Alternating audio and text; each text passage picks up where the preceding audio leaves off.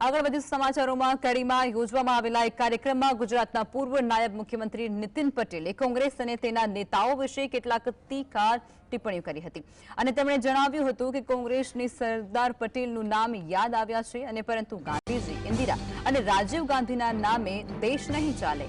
આ ઉપરાંત નીતિન પટેલે વકફ કાયદા વિશે પણ પોતાના વિચારો રજૂ કર્યા, જેમાં તેમણે જણાવ્યું હતું કે આ કાયદો ઇસ્લામી દેશોમાં નથી પરંતુ આપણા દેશમાં છે અને સરકાર મુસ્લિમોને અન્યાય ન થાય તે માટે નવો કાયદો બનાવી રહી પણ છે।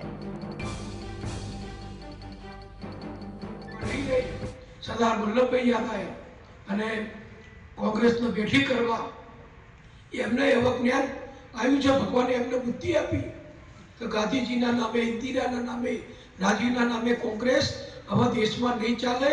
દેશમાં થોડું બેઠું થવું હોય તો સરદાર વલ્લભભાઈ જેવા મહાન નેતાનું નામ લેવું પડશે। આલિયા માલિયા જમાલિયાનું નામ નહીં ચાલે। બધાએ ફેસ કરવાની જરૂર છે, ખાલી વકફ કરવા જરૂર નથી। એ વકફનો કાયદો ઇસ્લામી દેશોમાં નથી અને આપણા દેશમાં હતો।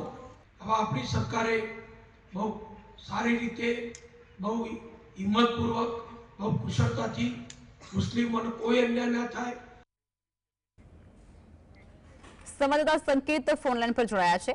સંકેત, નીતિન પટેલ દ્વારા કડીની અંદર એક કાર્યક્રમની અંદર કોંગ્રેસ પર આકરા પ્રહારો કરવામાં આવ્યા છે, શું કહેશો?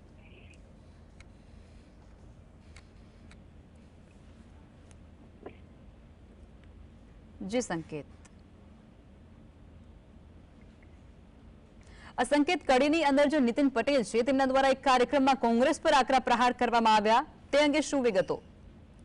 જો તરહાલ વાત કરવામાં આવે તો નીતિનભાઈ પટેલ જુદા જુદા જે કાર્યક્રમો યોજવામાં આવે છે તેમાં વિવાદિત એમ કહી શકાય કે નિવેદનો તેમના સામે આવી રહ્યા છે। તો કોંગ્રેસ ઉપર જે આકરા પ્રહારો કરવામાં આવી રહ્યા છે તેમાં સરદાર સાહેબનું નામ લઈને તરહાલ સમગ્ર મામલો તેમને બહાર કર્યો છે અને તેમાં એવું સ્પષ્ટતા કરી છે કે જ્યાં સરદારભાઈ પટેલ છે તે